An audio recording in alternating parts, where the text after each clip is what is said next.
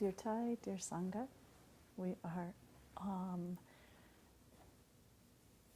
today is Sunday, October 6th, and we have just recited the 5 mindfulness training ceremony for our 3 sisters who have taken the 5 mindfulness trainings.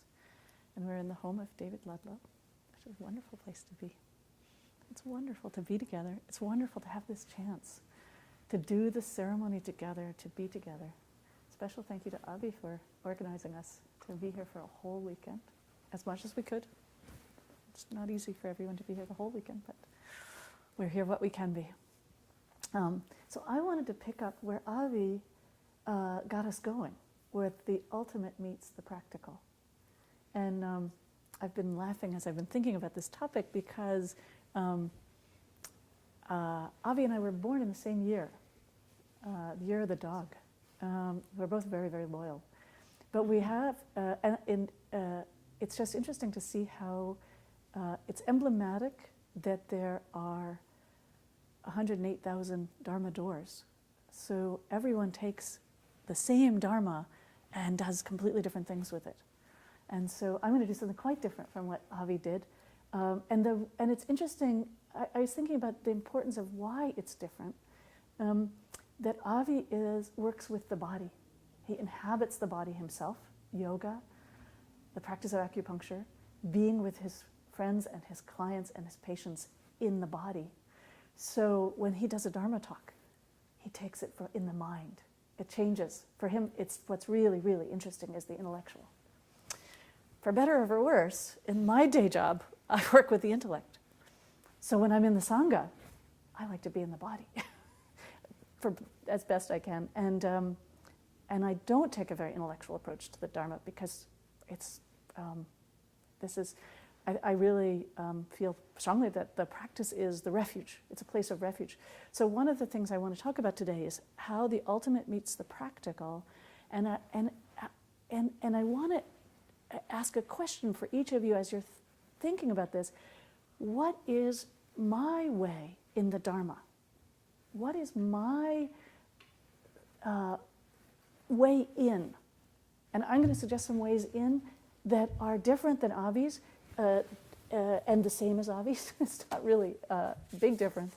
But just how can we get a sense of the ultimate that meets the practical, that is authentic to this historic person in this historic moment, with this historic parenting, culture, upbringing, job, friendship network? How can each of us find a way to practice that balances and takes us where we need to be?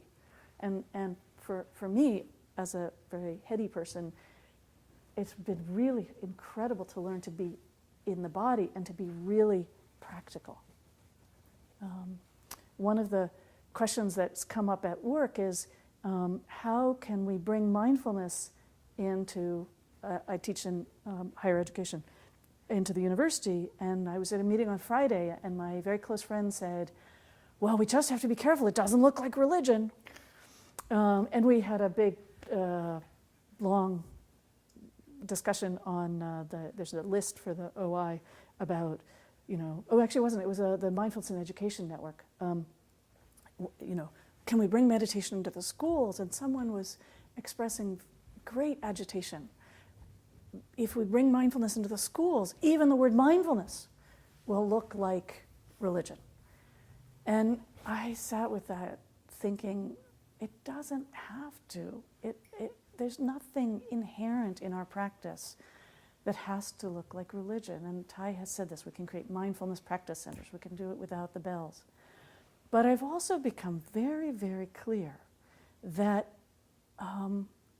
what's important is not mindfulness as religion, but mindfulness as a practice of touching the ultimate, touching the infinite.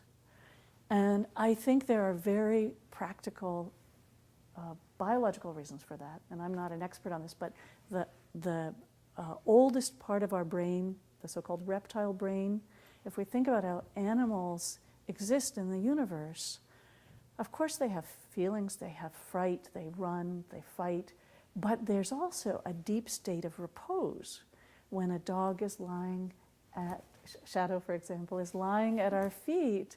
They're deeply, deeply reposed. When a bird is in flight, there's a deep way of being completely in the moment. And I think that we as human beings need to go back to that deep sense of inner peace, inner calm, clear vision. So the question is how to get there, given that we have all this rest of this brain all around our brain that is trying to work with our fragility.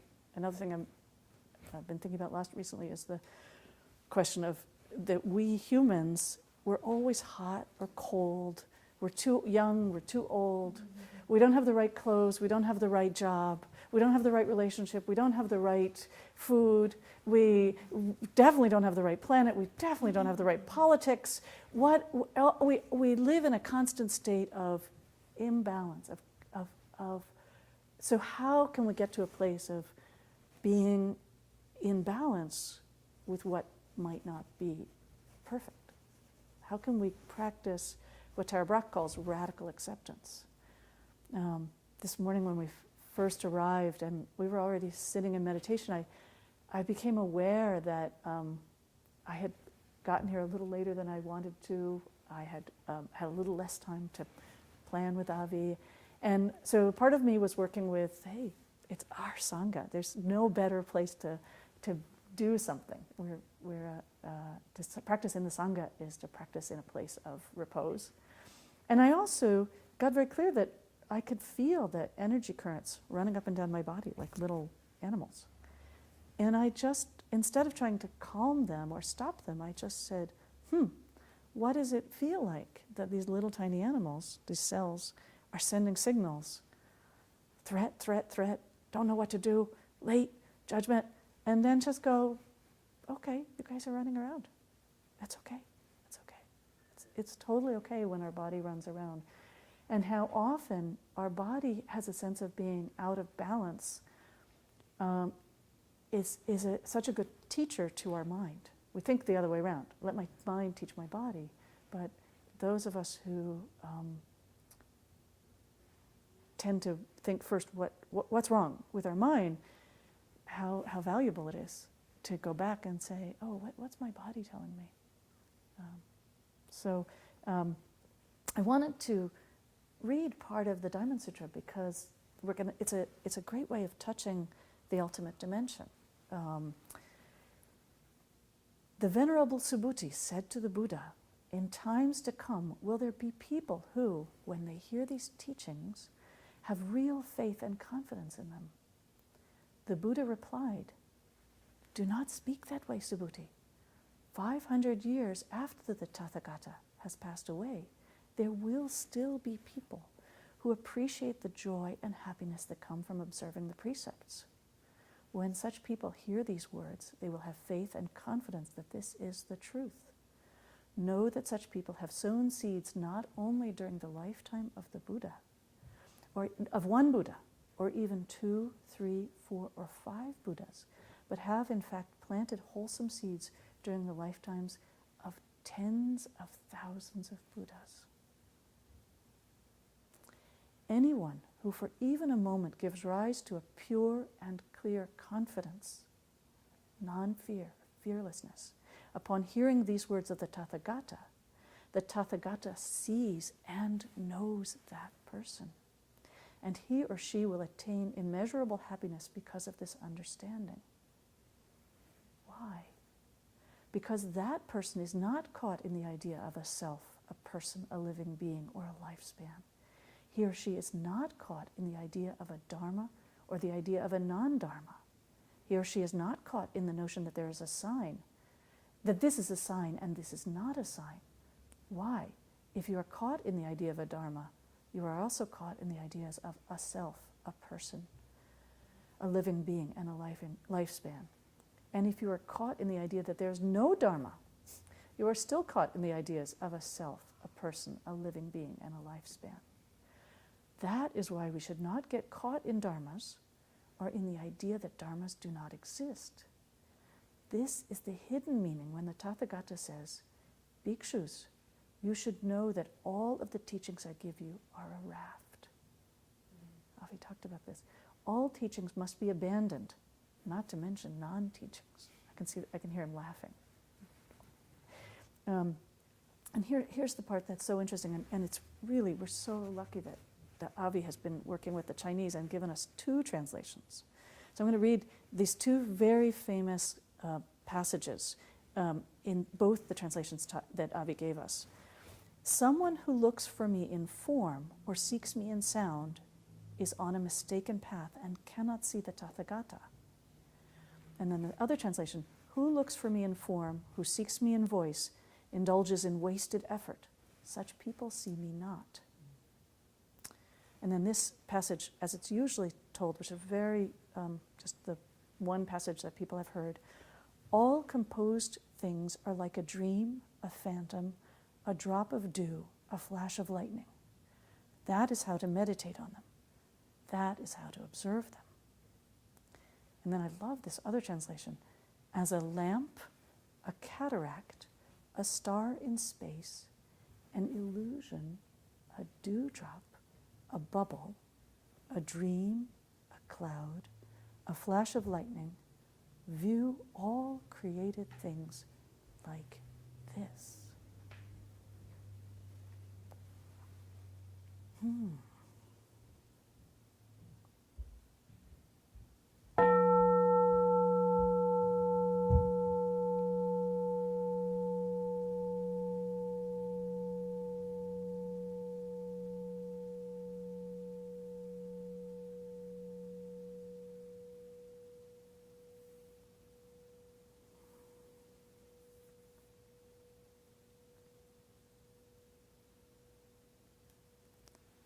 So the germ of this little Dharma talk was my thinking about how do we sustain our practice? I've been practicing a quarter of a century. And one of the things I think is really interesting is that in the beginning, there's this romance of the practice, this excitement, this warmth, this discovery, this feeling of, oh, I found this.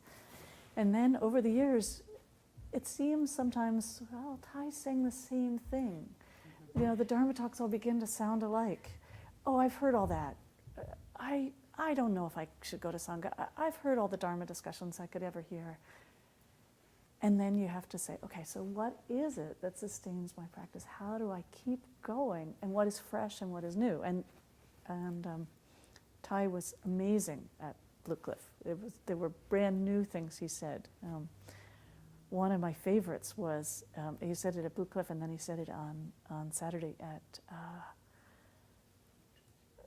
Trinity Church. He said that he, as a young monk, wondered, why does the Buddha have to keep practicing? Why does a monk who's received the trainings have to, why? You've reached enlightenment. Why keep practicing? And in Blue Cliff, the version was, why do we bring body, speech, and mind in oneness? Why do we follow the breath? It was really, it sent chills up and down my spine when he said, why exactly do we follow the breath? And his answer was, we follow the breath because it gives us happiness. It gives us an opportunity to touch happiness, to experience happiness. For me, I think in the last 5 years, the practice that has perhaps helped me the most has been finding ways to touch the ultimate. We dwell in the historic dimension, but we talk about and we need to experience the ultimate dimension.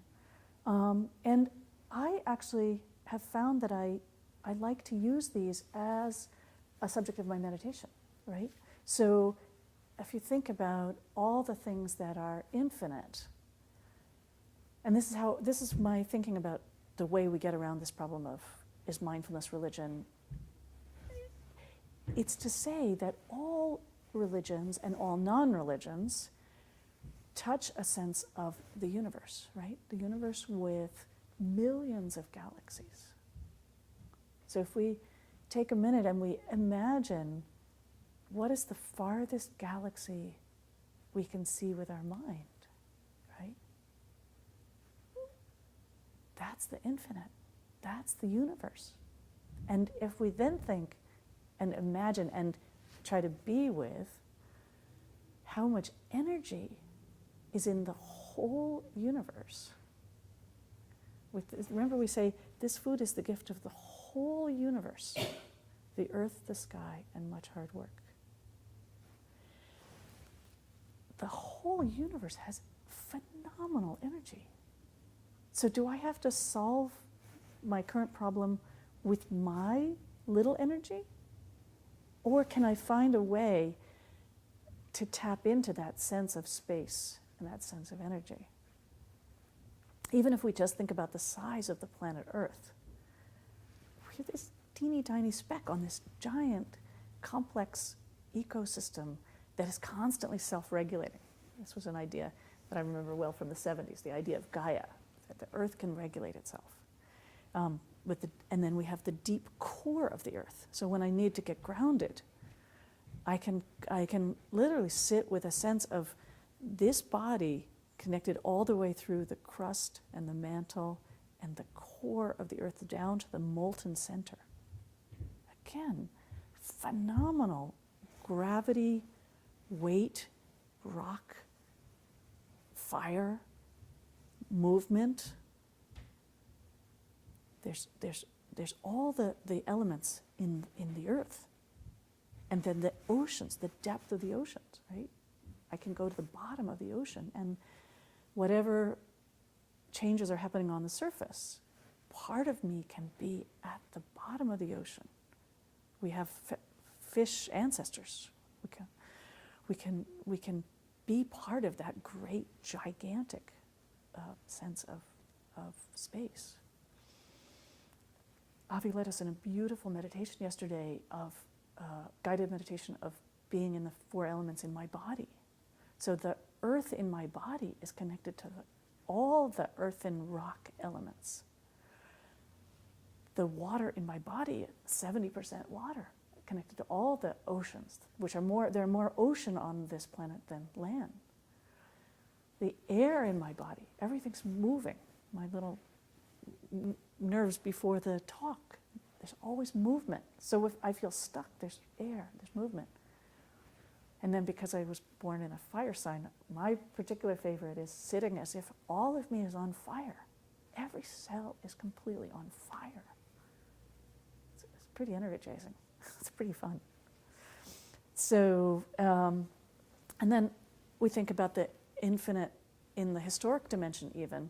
When we can sit with all the generations, long before the historic Buddha, but then certainly since the historic dimension.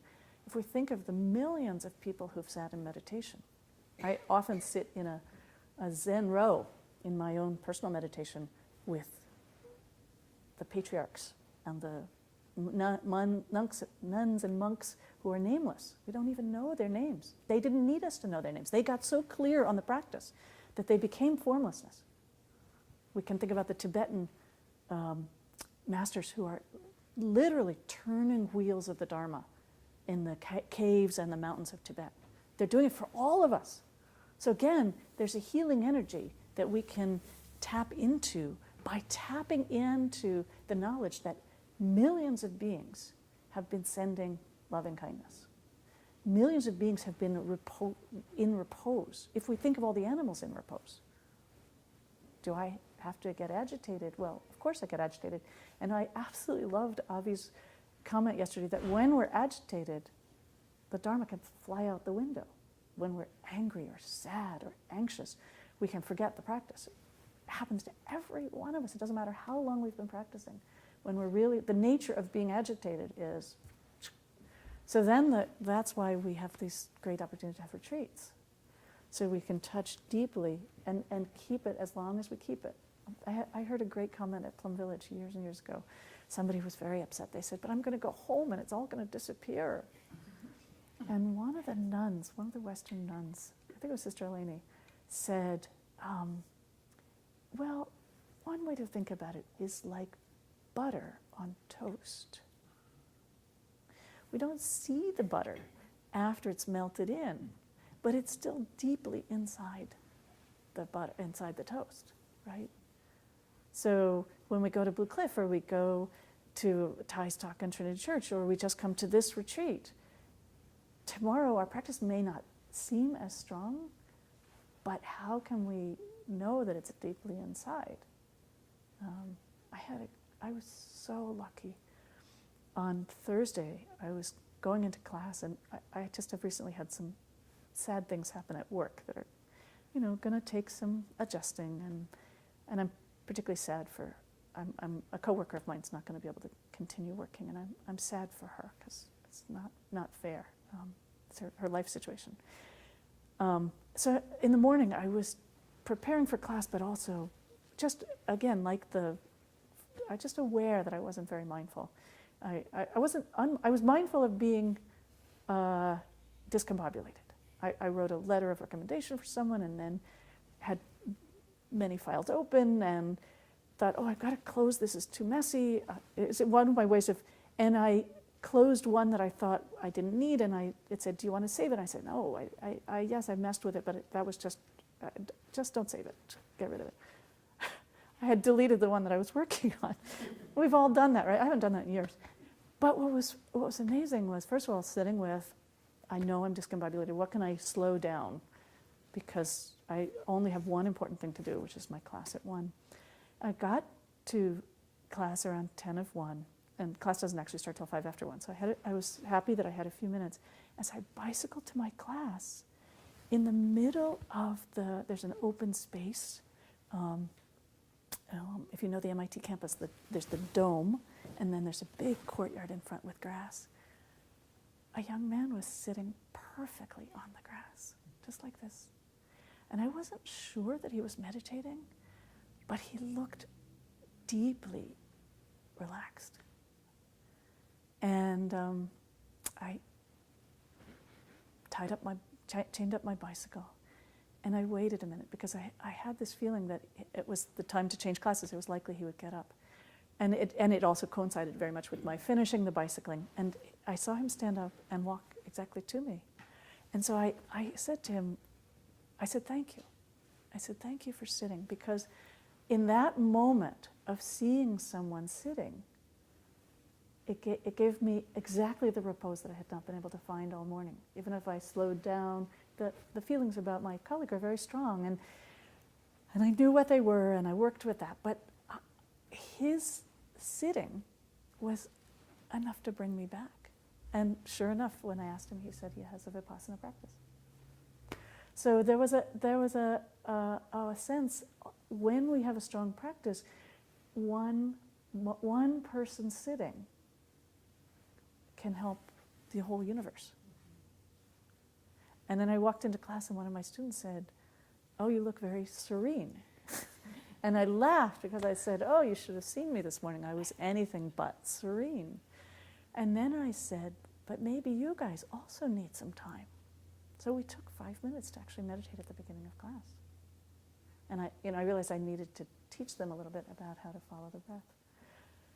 But so, in any event, if we can touch the infinite, then we can really benefit when we see one person.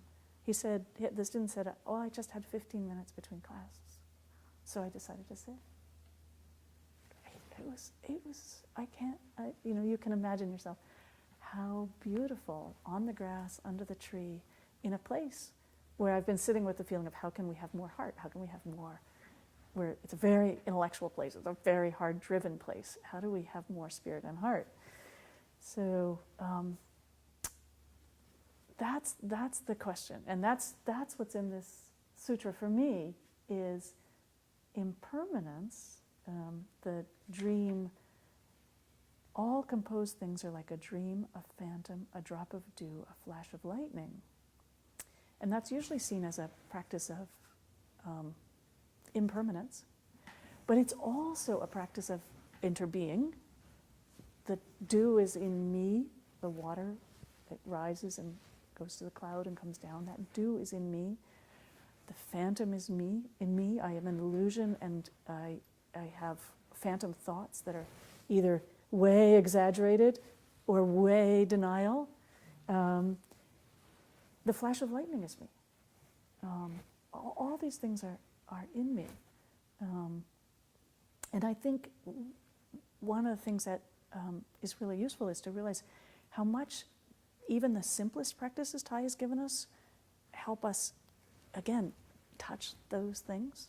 So if we think about in, out, flower fresh, mountain solid, water reflecting, space free. The one I particularly love is space free, but all the elements are in those. So the 4 elements are in there. The obvious ones are mountain solid is earth, water reflecting is water, space free is air. And I think that flower fresh is fire, because photosynthesis is the sun brings the fire into, transforms the fire from the sun into the fruit of the flower, the green life of the flower, and then that becomes our food and our energy. So that's the fire. So the 4 elements are in Thai's teaching. And the 5, and I meant to look this up this morning, there are 5, Avi's going to help me because he's good at these things. There are 5 qualities of practice that are faith, energy, solidity, concentration, and insight. And if we think about it, in, out is in self an act of faith. I am feeling wacka wacka, out of balance, discombobulated, and I have faith that this practice will work. And it's okay, it doesn't have to be faith in a religious sense, but it can be the faith from doing it. I keep doing it and I run this experiment and it keeps coming out that it works. So I have faith in the breath. I have energy in the flower. I have solidity in the mountain. Concentration in the lake, in the water. I actually realize it's supposed to be a river, but I imagine the 4th as a lake, water reflecting. I don't know whether it could be either, and then space. And I feel when way back when, and I don't know if Avi remembers this. I remember this, and I feel there's space deep inside of me. Was originally, and I know there's space deep inside of me. I know there's space deep inside of me. So I've been thinking, feeling a lot, imagining each cell is made up of elements of matter, of energy, and of space. The scientists are talking about honeycombs as it's the particular configuration of the space that makes something strong, right? So how do we create that sense of the infinite in every cell, I think is really, really crucial. So we have this notion of space free that comes from the teachings. When I'm feeling discombobulated, I have the breath, I have freshness, and Thai does wonderful teachings about how he loves to walk and have the older person walk with the younger person. The child it brings freshness, and the older person brings solidity. That all is inside of each of us. There's an inner child that is very fresh, can see things right away. And there's an older person inside of each of us. However young we might be, the ancestors are inside of us and can give us solidity. So we don't have to invent it. This I, me, myself. If I try to figure it all out, I will be stuck. But if I say it's in me already from all the ancestry and all the teachings, then I don't have to work so hard. Thai says, let the Buddha breathe, let the Buddha walk. I don't have to breathe. I don't have to walk.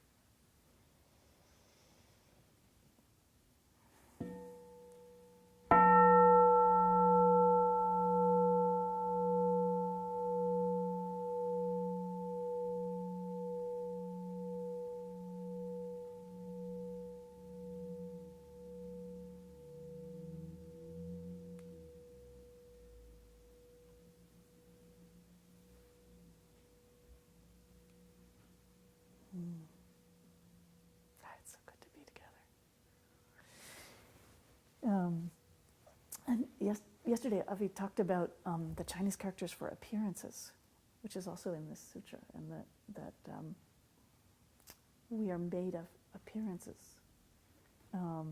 And so another thing I want to suggest is how do we cut through the illusion of a separate self, right? And typically, the image is Manjushri with a sword. So I, for a long time, have had a practice of when I see egotism, narcissism, self-importance, I just go, but it's not the nicest practice.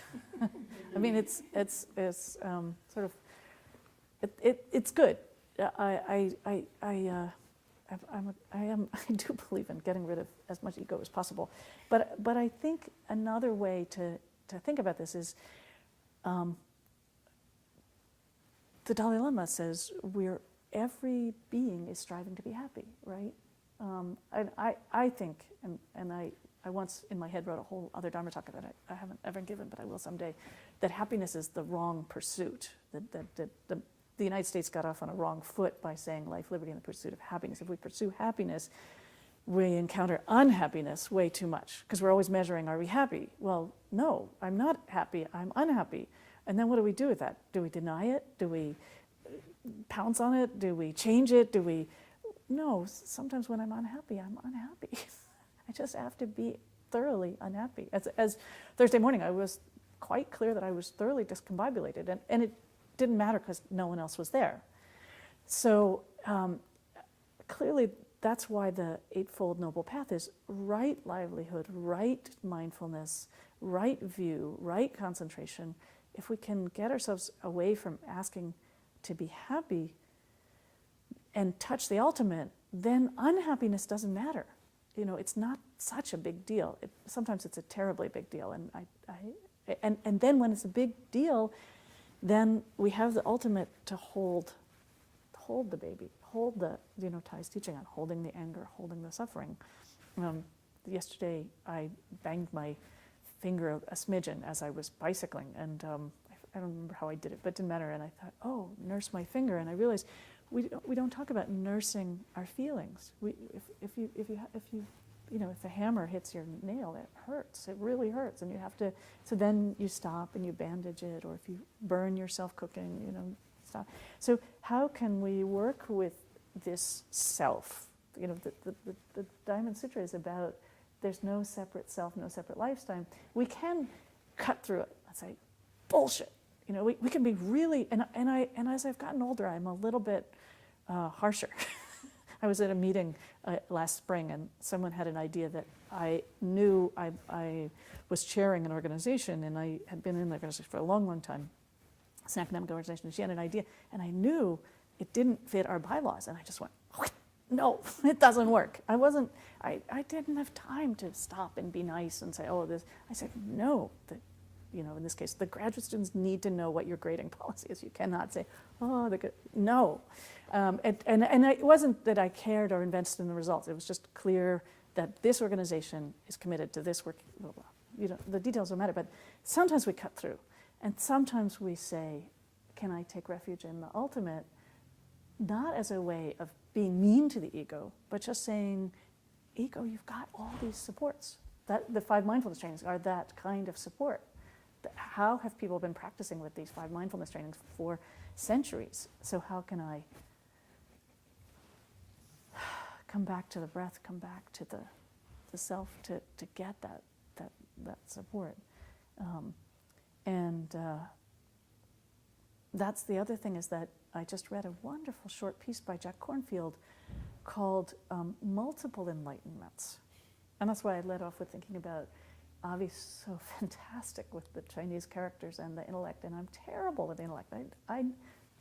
Confession, I never study the sutras.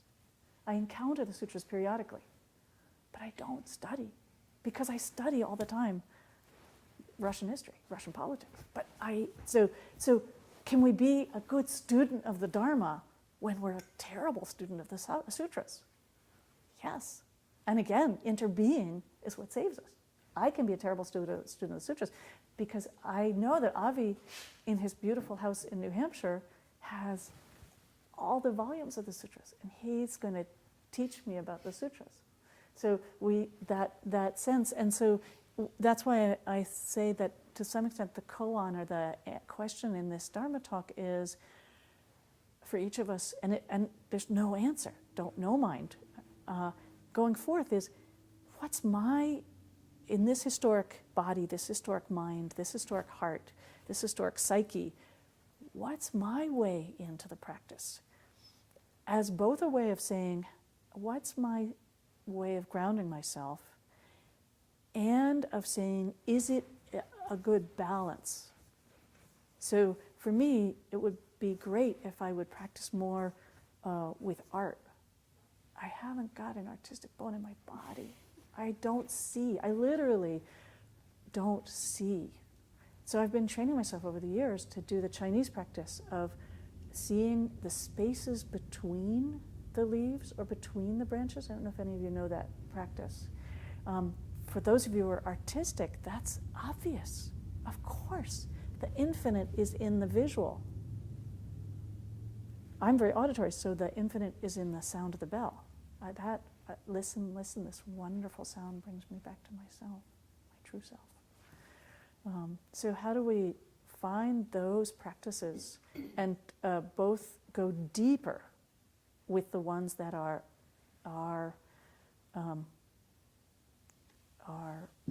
part of who we need to be, that create that right path for us, and then also explore ones that are automatically ours.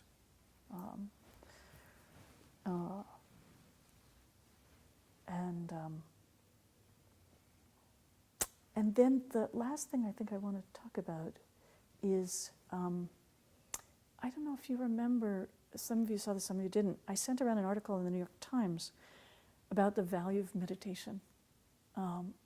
And for people who aren't religious, again, I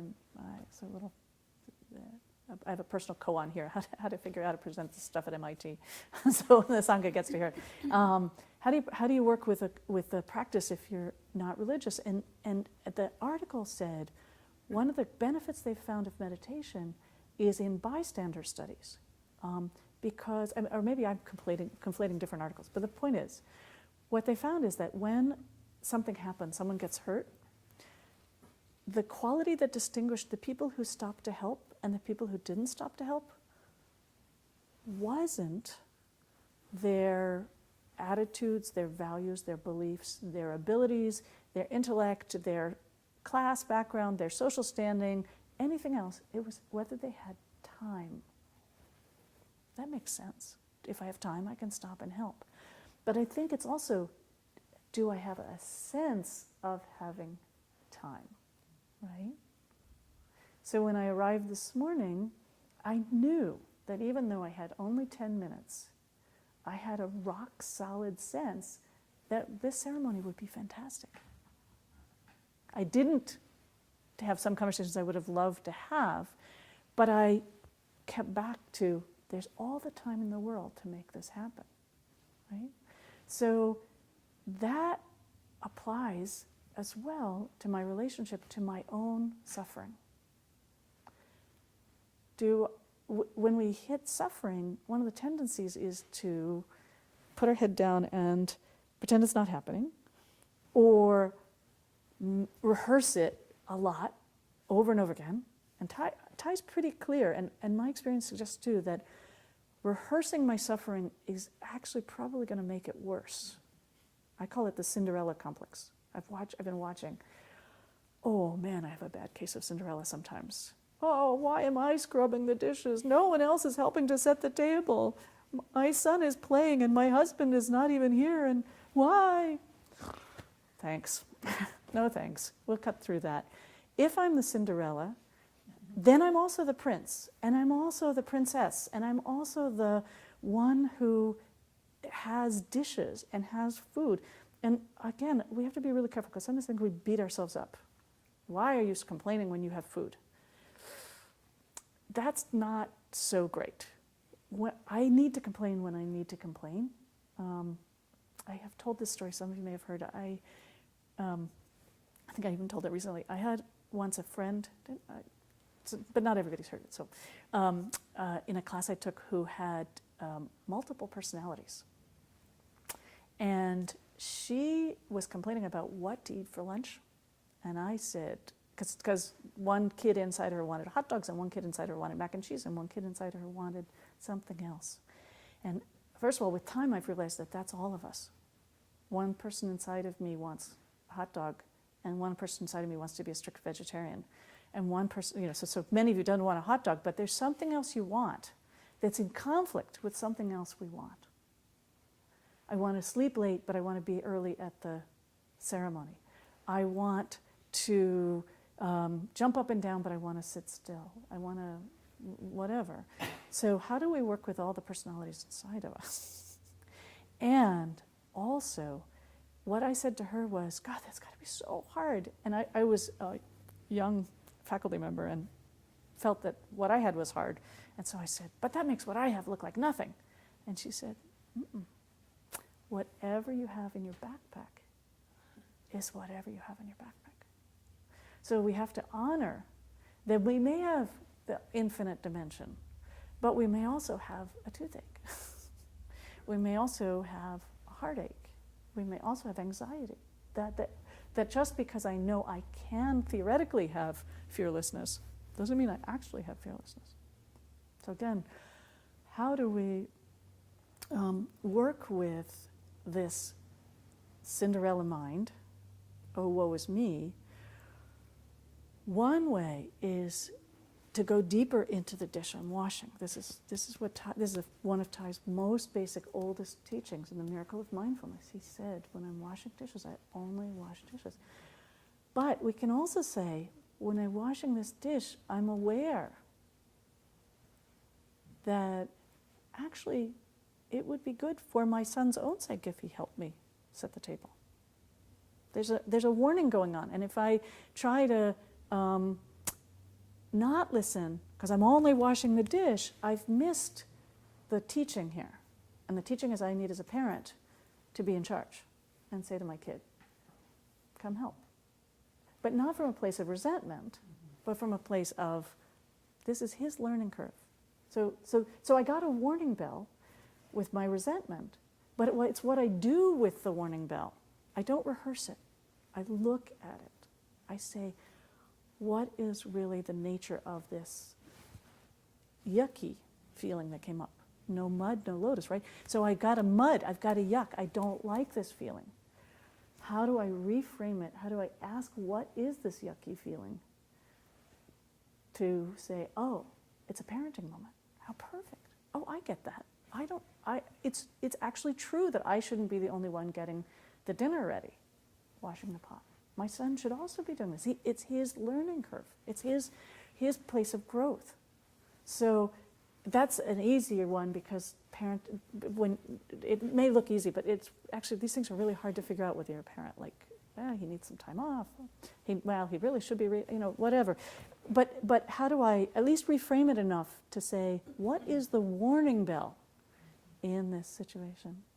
So the thing about the ultimate is that I think it's a little bit like, and here's a visual metaphor that those of you who are visual get right away, and I love, and I just realized, hey, I do work in the visual. If you draw a cube in 2 dimensions, you can either see it as stretched out that way, or you can see it as coming towards you. Does that make sense, right? Or an Escher painting, you can see birds and whatever, or angels and devils. So what spaciousness does for us, and why the universal meets the practical is such a fantastic theme, is it's when we have that sense of spaciousness that we can reframe the problem. Right? We can turn it from being poor me to, oh, lucky me, I've got the right chance to teach my kid. And I've been thinking that one could write a whole parenting book on seeing every challenge. The worst thing for parents, I think bar none, is when a child cries and won't stop crying, right? You're walking around and you're thinking, I can't take this anymore, I know. And then instead, reframe and say, this is my connection to my child. This is a precious moment that this child is so incredibly lucky. I may be the worst parent in the world in my own estimation, but I am a parent. I am here with this child. So let's drop the best, worst nonsense. That's not helpful. Let's be totally, and the same is true with our friendships and our community, right? A couple weeks ago, we have a pet rat. Not everybody likes rats. I'm not sure I like this rat. She's awfully fast. We had an old one who was very slow and very easy to pet. This one's hard. But in any event, she escaped, and my son was beside himself with grief. He just ran upstairs. She didn't escape far. We caught her easily. But he ran upstairs just sobbing and sobbing and sobbing. And I came up to him, left Jerry to very successfully get the rat, no problem. And I said, isn't this great? You get to see how much you love this rat. You deeply love this little creature. So the escape feels like a terrible thing. It feels like the end of the world for him. He had taken 3 years to persuade us to get another one. We hadn't had a pet, or 2 years. We hadn't had a pet for a minute. And now it's escaped. It's going to run away. So how do we say that whatever conflict, whatever hard situation it's pulling hard at our heartstrings is actually our luck, our great benefit that we're connected to this person. However difficult the contact is, it's our awareness of our deep love and connection. Otherwise it wouldn't bother us. Otherwise we wouldn't be upset. So how do we work with that again, that sense of being interconnection and deep love that is way bigger than any of us?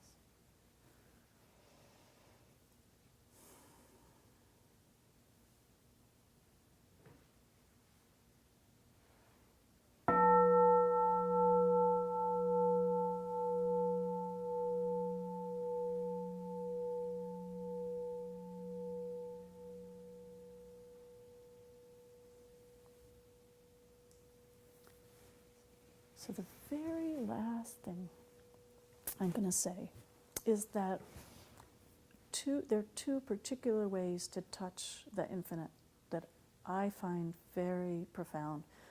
One is don't know mind. Any situation, any difficulty, any confusion, to start with, I don't know. And because don't know mind allows infinite possibilities. And we don't even have to say, I don't know. Just there is don't know mind. Don't know mind is as old as human beings. Don't know mind. And then the other one is, I vow to practice with all beings, for the benefit of all beings. And Avi referred to this yesterday. Why does this exist? Why do we say we're going to practice for the benefit of all beings? And I can say that I used to think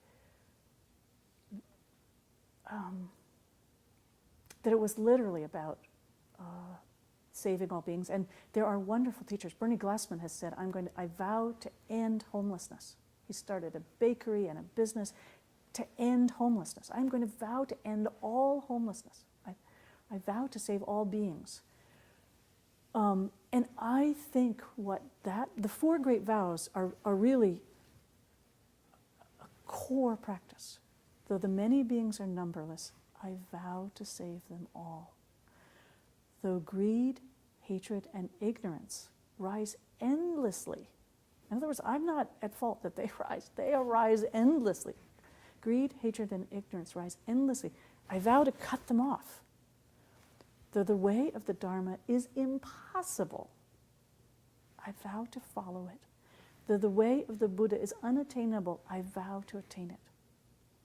So I think the Buddha and the many generations of teachers before and after the Buddha gave us these impossible vows for the benefit of all beings, precisely so that we would have great effort, great striving. That's the strive diligently was the last thing the Buddha is reported to have said. But also so we could get in touch with the ultimate, which is where we can most nourish our practice. And we can bring that into every level of our lives that we want to. So I've just started a practice when I cross the threshold of my study, I take a moment to bow. It sounds silly in my own house, right? There are other places I actually bow to, but never mind. But the point is that now I am trying to say, with don't know mind, how does my work benefit all beings? It's not about the old values of doing my best or getting, achieving. There are many reasons to do the work we do, and I think being on the path we're on is important. Oprah said at the graduation of Harvard University this past spring, don't focus on saving all beings where they need to be saved, but focus on what is it each of us can bring to the saving process, right? And so how do we work with the place we are with that intent? So thank you for us being all together today.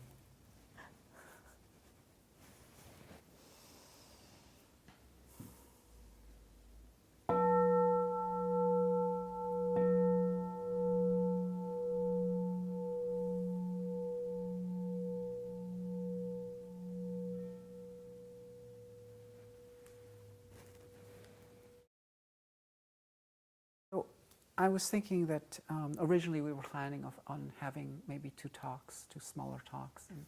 But no, it's not about time so much as I think that when I was sitting here and I was thinking, it's good to have the space to absorb. So rather than, I said, maybe I will do something on this thing that comes out of the Vimalakirti Sutra, that we use a lot, no mud, no lotus, and I have a bunch of opinions.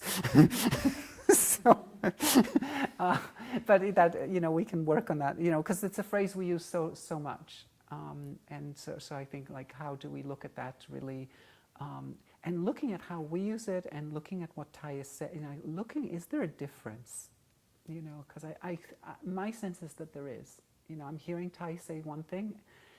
And hearing Thai say many things, not one, but and I'm hearing us use it a little bit like a new age phrase that I would like to at some point explore, what's going on, because if no mud, no lotus, if it really means no mud, no lotus, and if it comes from the inside of into being, it means no lotus, no mud, as well as no mud, no lotus. It means mud and lotus are one. It doesn't mean it's okay that you have mud, because don't worry, the lotus will come. And I think there's a tendency to sort of, we're striving to lotus out there a little bit, and we're not, how can we live happily with mud? And I think what Elizabeth was what I'm hearing, Elizabeth, in my ears very strongly, is that the Dharma is in the mud.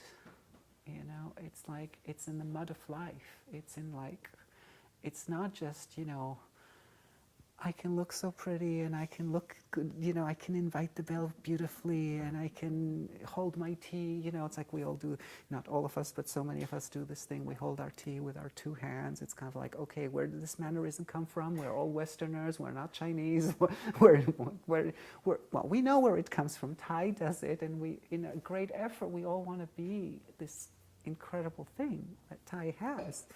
So we start developing these interesting phenomenons. So I think, at some point to really look at, it's like being in the mud is as good as having a lotus flower. It's not. And how do we develop that attitude?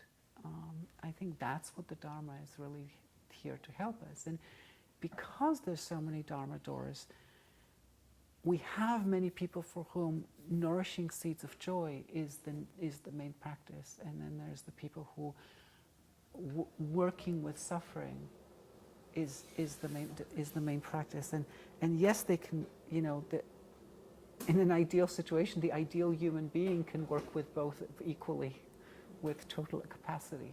but that we're not so equal necessarily. So that's why there are really different Dharma doors, for those of us who through suffering, the point is, through suffering can I connect, through the mud can I connect. The point is not to be able to put on a smile and be happy. The point is to if I'm not connecting with my suffering and I'm just suffering, it's just as bad as I'm having a good time but I'm not connecting. They're both useless, basically, from a perspective of being in the Dharma. So that phrase, no mud, no lotus, it doesn't appear quite like that, but it comes from the Vimalakirti Sutra. As far as I know, it may come from somewhere before that. And Manjushri uses that phrase, and he said the seed for Buddhahood is in all the muck, is in everything, and that's when he said, if everything, the lotus does not grow, the actual phrase is, the lotus does not grow in the high plains. Not enough moisture, not enough, it's too erudite. And he compares it to practitioners. If we are becoming too erudite as practitioners, there's a bit of an insult in it. If you are the Shravaka, if you've already followed the Buddha but didn't follow the Mahayana. I don't agree with all these political problems that they have there, but if you understand the Dharma, but you have to be in suffering. Only the suffering is what causes, Anuttara Samyak Sambodhi, absolute and full enlightenment. Otherwise, you reach a certain level where you can be detached, but you don't reach that full opening, full connection. So I think that's something for to really see the mud. It's not something we go through. The mud is the enlightenment. Really no separation. There is no, it's like, okay, I'll go through this. It's like, it's a good teacher to me. This mud. It's like, no, it is. And Manjushri is really clear. It's like, you don't have mud, you ain't got it. And then Vimalakirti does this whole very incredible poetry on, it's Indian ways of writing and that time were very grandiose and stuff. So, where he's, I don't know the whole thing, but, I can't recite it, but, someone said, because Vimalakirti is actually a lay person. That's what's fabulous about this sutra. It's like, here's a lay person that is, unfortunately, he's a little bit like me, or appears to be a little bit like me. He's like, to hell with you. I'll show you. He's the one that... Manjushri has a sword, but Vimalakirti, his sword is bigger. Let's put it this way, sort of thing. He really... And everybody's afraid of him, basically, because of that. Nobody wants to, deal with this guy, because, only Manjushri can actually handle this kind of capacity. But the nice thing for us is that he is like us. He's not some... he's not in some monastery or some mythological figure. He probably is a mythological figure, but he's a mythological figure that's made to look like us, as opposed to like some other impossible thing to us. And yet he has this capacity to understand. So someone says to him, well, can you explain to us about all these wives and, wives, apparently, and, all this stuff. And he sort of talks about, he does this incredible, it goes on for pages, like, well, my wife said the Dharma, and my children are are the sun that gives light. It's like seeing beings, all these attachments that we could see them as attachments, our lives, or we can see our mud, or we can see, like the sun and the Dharma and the Buddha in everything that we have, even our attachments, even our, the things that we're not supposed to have. You're not supposed to have wives and harems, for Christ's sakes. It's like not quite what we think of as a fabulous practitioner. But apparently, if you have Vimalakirti, if you have that kind of capacity, you can. So, because, no, it's not because, it's not like crazy teaching, which is another, like people talk about, but it's about, if you can view it all as Dharma, then it really is Dharma, then does it really matter? Most of us, we kind of have to follow a slightly narrower path, probably. It probably is better for us. But even within whatever narrow path we follow, to see everything that we do as the Dharma, everything that I do can connect me to the ultimate. And it's not the ultimate is not in the Diamond Sutra. It's not in the erudite, space of some sutra out there. That it's touching each other right here, right now. There is no ultimate without the so-called historical. They don't exist separately. It's just we put these concepts. So at some point, to really look at mud. The mud is the ultimate. The mud is not the historical. The mud is not something we go through to one day be able to touch the historical. So that was going to be my theme, but I think that I already expounded on it way more than I would have, given that. Just to kind of take Elizabeth's talk and sit with that, and then maybe just have some questions and answers. We have a rare opportunity, and then so we have about probably 30 minutes to be together and throw around some questions. I'm Joan. I'm Leslie. I'm Esther. I'm Andrea. I'm David. I'm Chris. I'm Lillian. I'm Jenny. Linda. Nancy. And I'm Avi. So, if anyone has anything, there is a mic here, so that so the whole Sangha can enjoy your questions and your answers and whatever else there is. This is a microphone too, so I'll just take the cup when you're talking to the cup. Sounds like a hospital.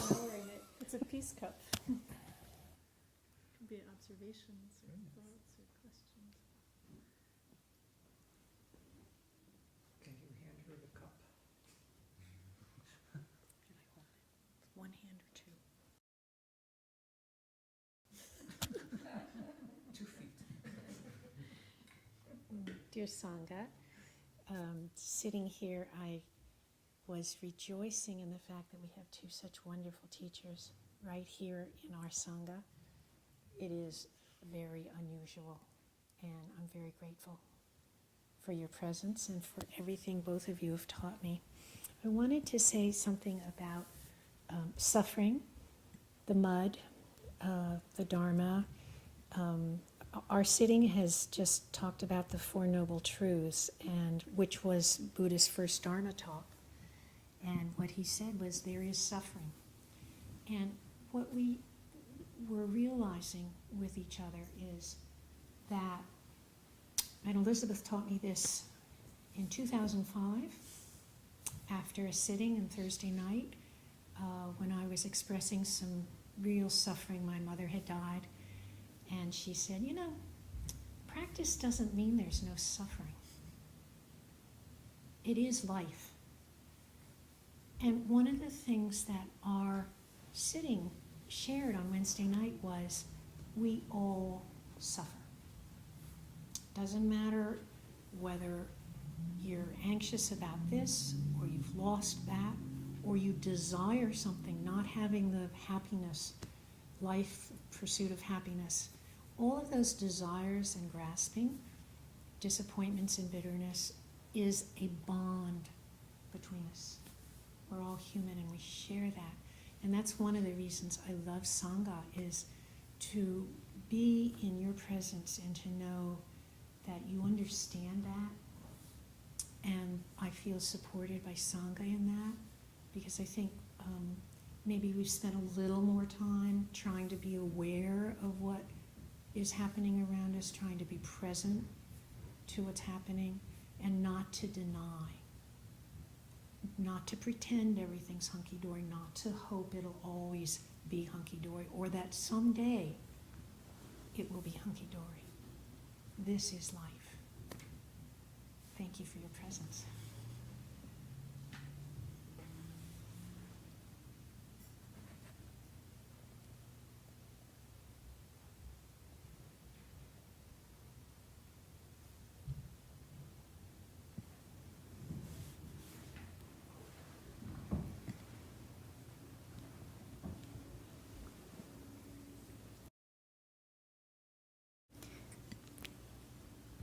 Thank you so much for your Dharma talks. I'm going to be digesting it for a while.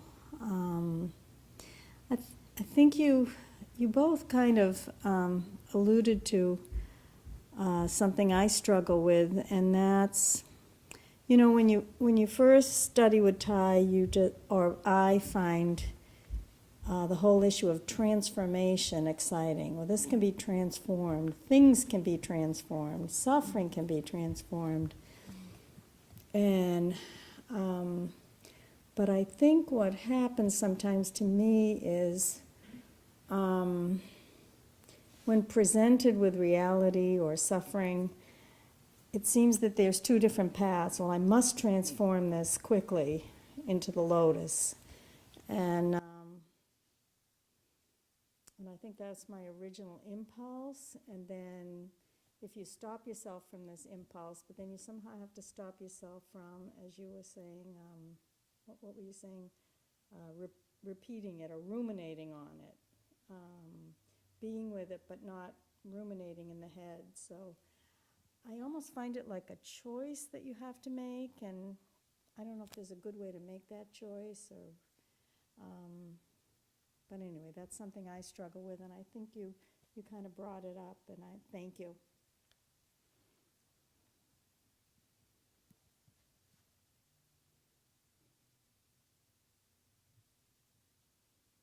I do think the biggest single danger, and I've said this before in our practice, is that we'll all become Pollyannas.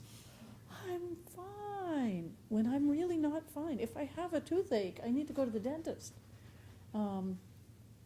But if I have a toothache, it can present as I'm feeling something else about something else. So can I go deeper and first find somatically what's going on, then find emotionally what's going on, and try to be with the mud as a rich teacher. So it's a tough. I think it's okay that it's a tough call. And one piece, but maybe other people are feeling wiser about this. One piece has to do with time and attention to instead of saying I'm fine, which we do a lot in this culture, and I certainly did. I had appendicitis when I was 6, and the doctor said, I've told this story before, and the doctor said, how are you, the day after the operation? And I, in my 6-year-old voice, said, I'm fine. And he looked at me and he said, well, if you're fine, why are you in the hospital? And I just about died. I was so upset. I was so embarrassed. I was so, like, I had gotten the wrong answer. And I didn't have permission to be anything other than fine. It was a great teaching. Like, this little kid didn't have permission to say, my belly hurts and I miss my parents. So how do we have the courage to say, my belly hurts? Or whatever's going on. It's really profound to go deeply into those feelings, and deeply, without necessarily even hoping to transform them. This is why I think Avi's really absolutely right. The mud is the mud. And it's, but we can't, the other thing is we can't take a mud bath. I mean, I think that's I go back and forth. I'm like still within these two extremes, like, oh, the suffering, and I'm fine, no suffering. And it's like, wait. This situation is here right now, and it hurts. So what is the nature of the hurt, and what is the nature of all the beings who are hurting? So, anyway, 2 thoughts.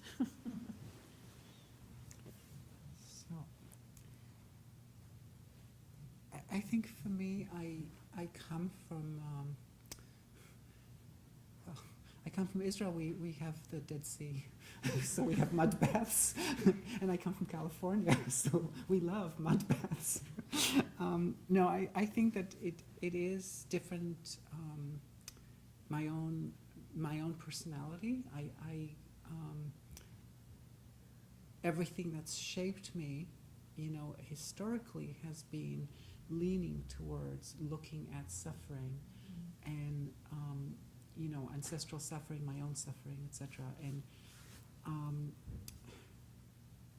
I come from a country that's built, I come from Israel, it's built, the place only exists because of genocide.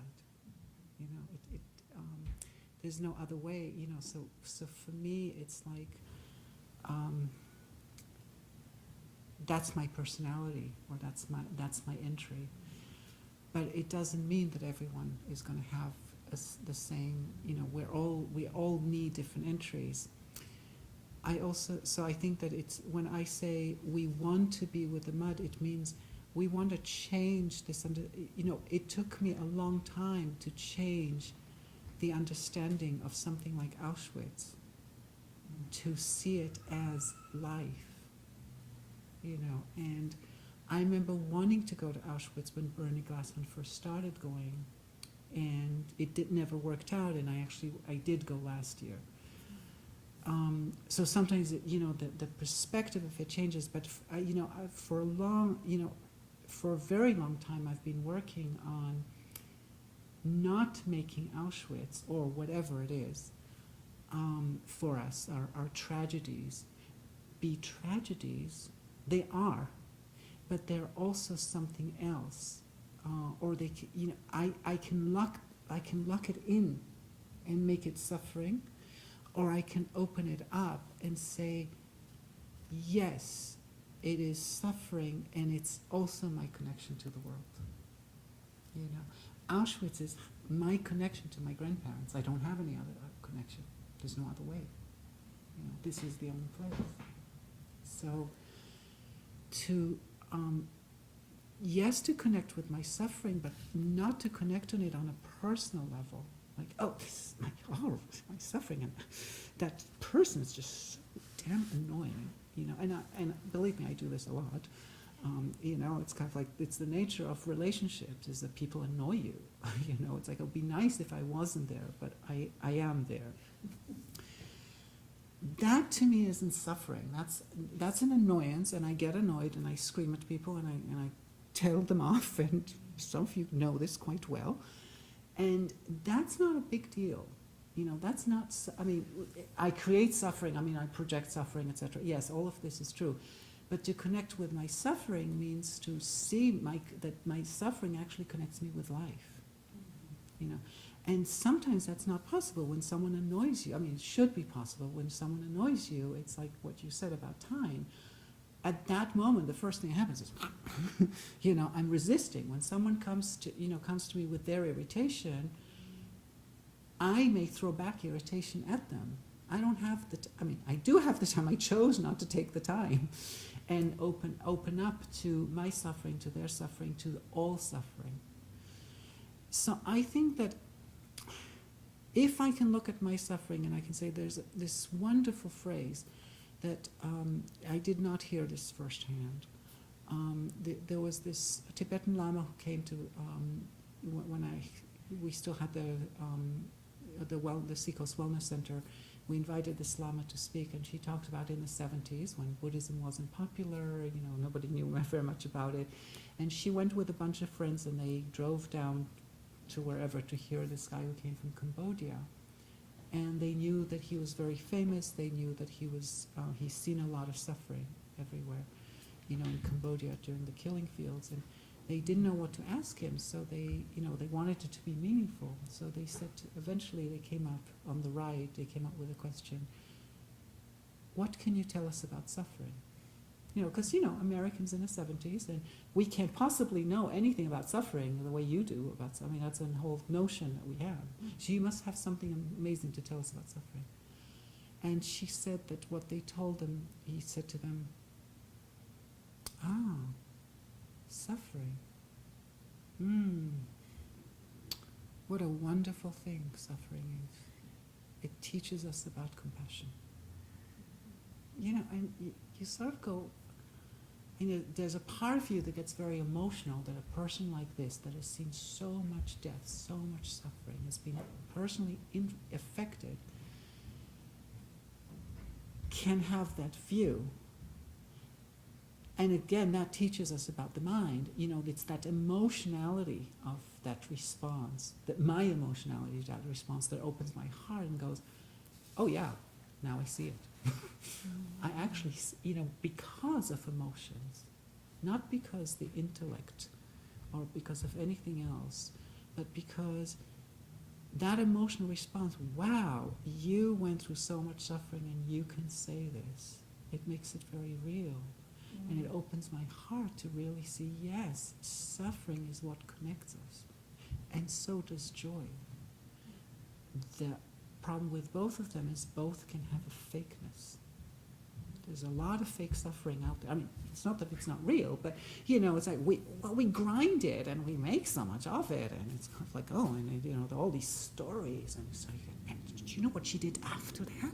She had the nerve after that to stab me again. And, where was the knife exactly? Well, it was like the little fork, actually. But, it's like this whole thing that happens, around the stories.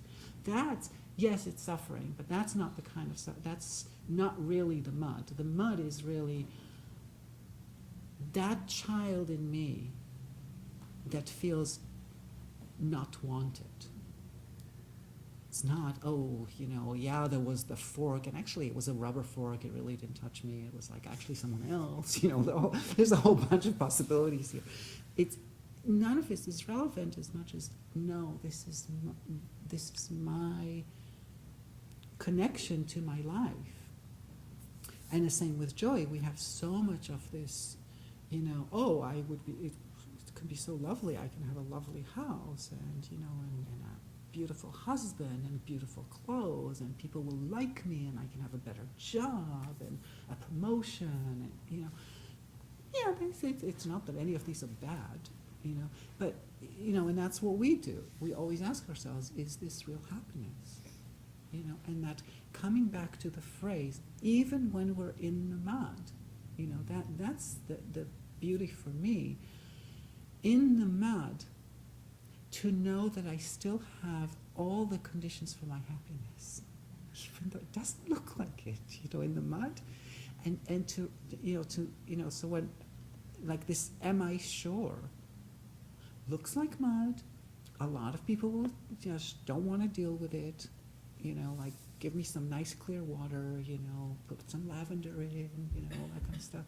But in the mud, there's also all the microbes, all the conditions for my happiness are still there. I just need to figure it out. I need to find out. Am I willing to relate to the microbes, or do I want a sterile environment?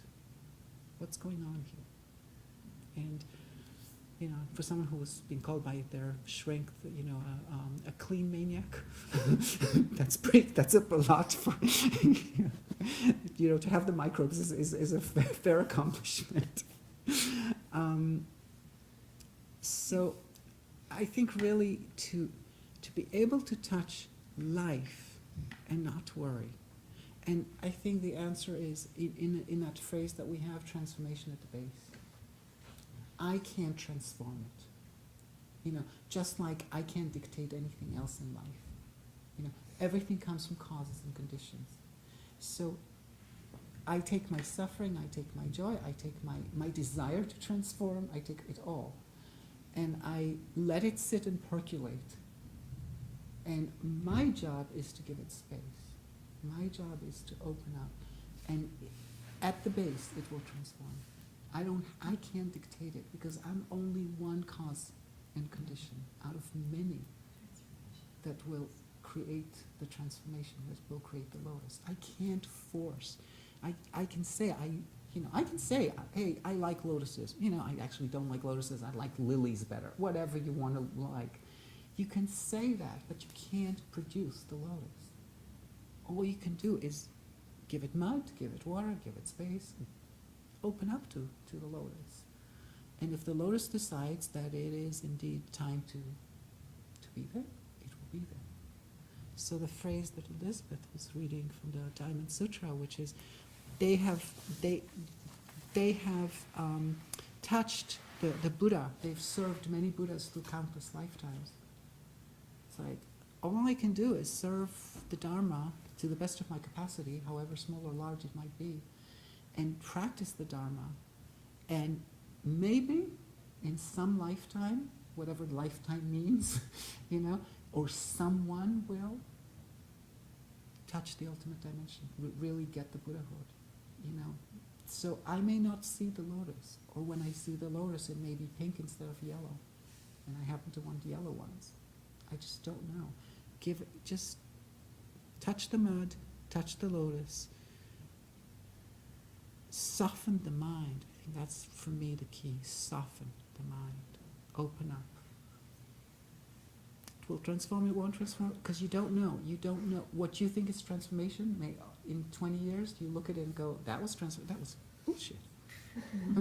How many, honestly, I've gone through many of these transformations, and I'm so proud that it's like, believe me, I've got a lot to be proud of. I used to be a lot worse than I am, it's like, I am that colleague that squeaks and screams, and, I'm a little bit less so, not a lot less so, but a little.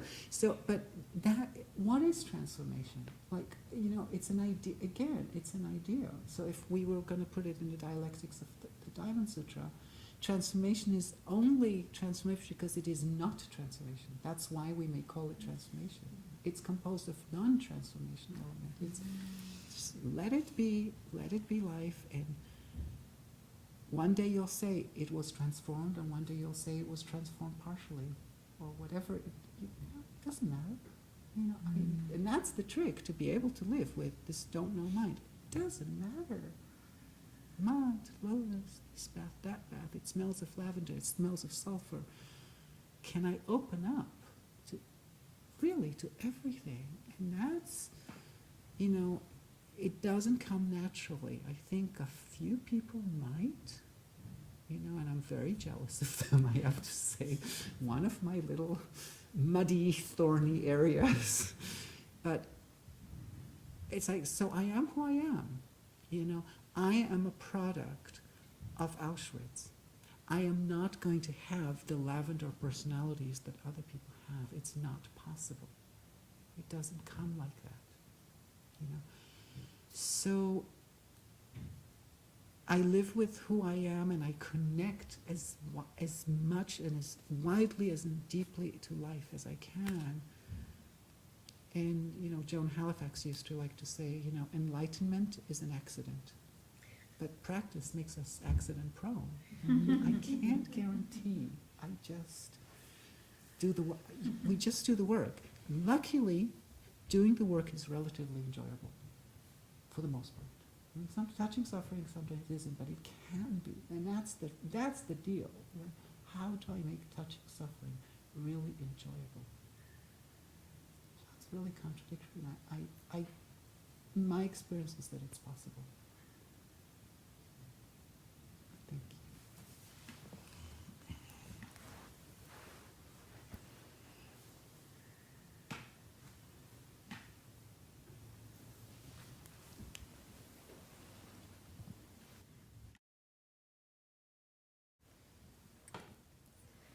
I've been thinking a lot about a lot of these issues, and I wear a no mud, no lotus, so it was really helpful to me to hear Avi talking about it, because, I have lots of different reactions to it. When you think of mud, there are all those wonderful microbes in there, and they're just awesome. And recently I heard on BUR or something that, the scientists have now discovered that we're made up of microbes, and so there's no solid self. And I thought, ooh, Buddha way. But, I think a lot about Thai and its store consciousness and seeds. And recently my seed of rejection got watered, and I felt really hurt. And I know that I have this tendency. It's just in there. So when I think, and so I I touched the earth, which was very helpful, and I tried to think of a lot of the wonderful things that Thais taught. I nurtured my hurt seed. I thought, oh, you poor little hurt seed. You know, this really isn't very important, but you're still got triggered. And then I began to feel, and I changed the peg, which Thai taught us, that when you're, you know, instead of stabbing yourself with a second arrow, you just change the peg. So I did all of that stuff, and I meditated, and it wasn't important, it was not important, but I still got triggered. So I was thinking about the seeds in us and the mud. And how do they relate? I mean, we're not going to plant the seeds in mud and have them, maybe we are. We plant the seeds in mud, and then all the little microbes and all the little organisms make the seed grow, and so it turns more into the seed of mindfulness than the seed of rejection. Is that sort of kind of right? I didn't mean to ask and answer my question, but maybe I didn't answer.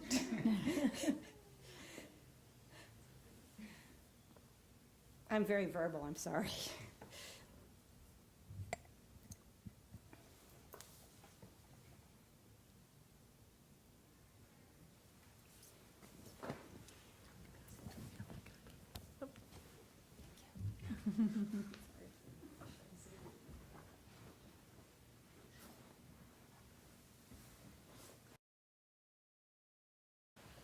I really like the idea of no mud, no lotus. And reminds me of something that I went through a number of years ago, probably about 20 years ago. I had pretty much lived my whole life feeling like I was never supposed to ask for help, and I was only supposed to help other people. And because of a series of events, which I won't go into, that kind of all got stripped away. And I started having like repetitive dreams, one dream after another, where I'd be in some very dire situation, like buildings were burning down, and I would be like the only person to solve it. And I would be like, you know, this is just impossible. I have to figure out how to do this, and I can't do it. And then from like the back of the stage somewhere, there would be this deep booming voice saying, ask for help. And then I would wake up.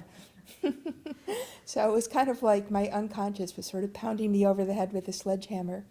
And it was kind of like a koan that I lived with after that. And it was like mud that I needed to live in because I hadn't lived in it at all before, and I'd just been kind of denying the mud, and sort of went from mud bath to going out of the mud and denying it some more to being back in the mud again.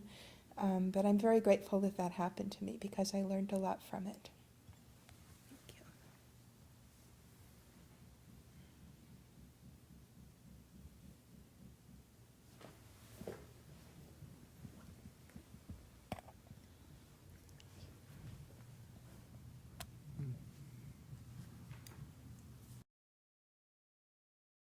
I want to thank both Avi and Elizabeth for this retreat.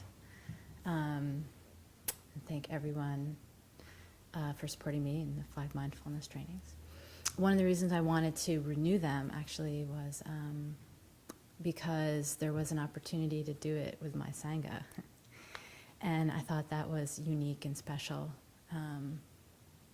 And wanted to be able to share my practice with you all. And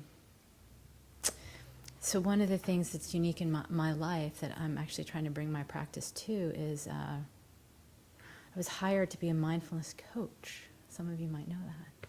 At this big multinational corporation that I work at. That's a 24-hour sports network. And it's very secular in that context. It's just sort of given that it's secular, although a lot of people that come seeking mindfulness coaching already have a spiritual awakening, and it kind of ends up being spiritual anyway, even though it's existing in this very secular corporation. So I wanted to just thank something each of you said. I wanted to just sort of give a nod to Elizabeth talking about how sometimes those things that nag us are actually a Dharma door, to sort of paraphrase something you said. Just because I'm finding something, what I'm learning in my practice is just because there's something I don't like is irritating, something I would like to change, I think a lot of us here who are compassionate and loving people, my first instinct is to think of the other person and, well, they must be suffering, and indeed they are suffering, to be in an agitated way, or be in a contrary way, or just be filled with anxiety or stress or whatever it is. But I also am learning about the practice that the way I can best help that person is to make sure I honor my own feeling in the moment. And I'm learning in two situations. I have someone that I have another work context where I don't get to choose who I work with, and there's one person who is mentally ill, but in a very functional way, and is there because a family member is there, and this person is really being kind of mentored and really kind of carried through this work context. And it just so happens this person presses all of my buttons. And I feel really limited in that, because this person is mentally challenged, mentally different, whatever the proper PC term is, I'm supposed to just sort of be compassionate to them. I'm supposed to just kind of allow this or allow that, and I have to realize that, well, wait a minute, just being present to how I'm feeling and present to what I'm struggling with that person is really important. And if I'm accommodating their limitations and trying to prioritize being compassionate to them over what I'm feeling, then I'm not helping them and I'm not helping me. And it's something I'm struggling with at the moment. I'm not always successful at it, but what you said about when you're washing your dishes, and there's an opportunity there to teach your son. And if you just kind of neglect that Dharma door, you both lose an opportunity to take one little step towards enlightenment. So that's a sort of a personal thing. And then professionally, I'm also sort of seeing all these people at this big corporation that are stressed out and anxious, and they're actually in a context that is stressing them out and making them anxious. And to a certain extent, like, mindfulness for them would be like taking a step away from that very context, and yet they can't because that's their job. So, which I think is how we all live, right? Like, we're in this life stressing us out and is anxious, and really, if we could just go to a monastery for, 6 months, we'd probably be able to touch our mindfulness and peace. I know I would. And so I find it both joyful and challenging that I have this mindfulness coach job to try to work with them on how to find mindfulness right where they already are. Just start with what we have, what we always already are, with whatever context we're in, and to not try to change the context, but just to find little ways of breath and peace. So I also wanted to take the 5 mindfulness trainings because of my work that I do, and hoping that I could inhabit the 5 mindfulness trainings more so that I could bring it to other people. So thank you for listening to a very long sharing.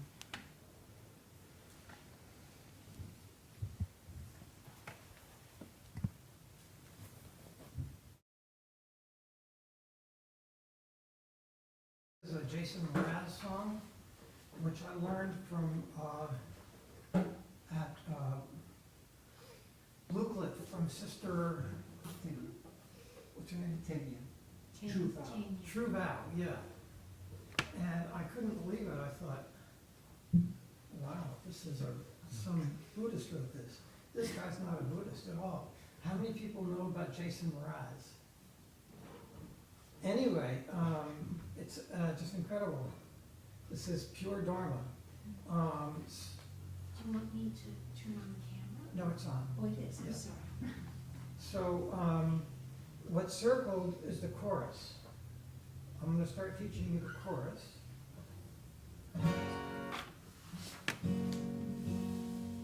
Living in the moment, living my life. easy and breezy, with peace in my mind. I got peace in my heart, I got peace in my soul. Wherever I'm going, I'm already home. Living in the moment. You. Repeat after me. Living in the moment. Living in the moment. Living my life. Living my life. Easy and breezy. Easy and breezy. Peace in my heart. Peace in my mind. Peace in my mind. Peace in my mind. Reverse those two. Peace in my soul. Peace in my soul. Wherever I'm going. Wherever I'm going. I'm already home. I'm already home. Living in the moment. Living in the moment. Okay, now as you get the tune, just sing right along. If this life is an act, why do we lay all these traps? We put them right in our path, and we just want to be free. I will not waste my days making up all kinds of ways to worry about the things that will not happen to me. And so I just let go of the things I don't know, and I know I only do this by living in the moment, living my life, easy and breezy, a peace in my mind.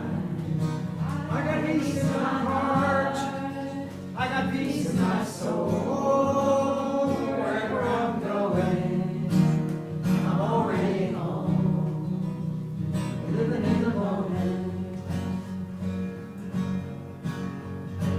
I'm letting myself off the hook for things I've done. I let the past go past. Now I'm having more fun. I'm letting go of thoughts that do not make me strong. And I believe this way can be the way for everyone. And if I fall asleep, I know you'll be the one who always reminds me to live it in the moment, keep living my life, easy and breezy, got peace in my mind, got peace in my heart, got peace in my soul. Wherever I'm going, I'm already home. I can't live my life facing backwards. I tried more than once just to be sure, but I found I could not find what I was looking for. So I turned around and I hurt no more. I live in the moment, living my life, easy and breezy. My peace is my mind, my peace is my heart, my peace is my soul. Wherever I'm going, I'm already home. All right, now this time when we do the chorus, as many as of those who want to go to I'm letting myself off the hook. And the two go together. Living in the moment, I'm letting myself off the hook. Let's try it. Okay, start the chorus, and then I'm going to start the other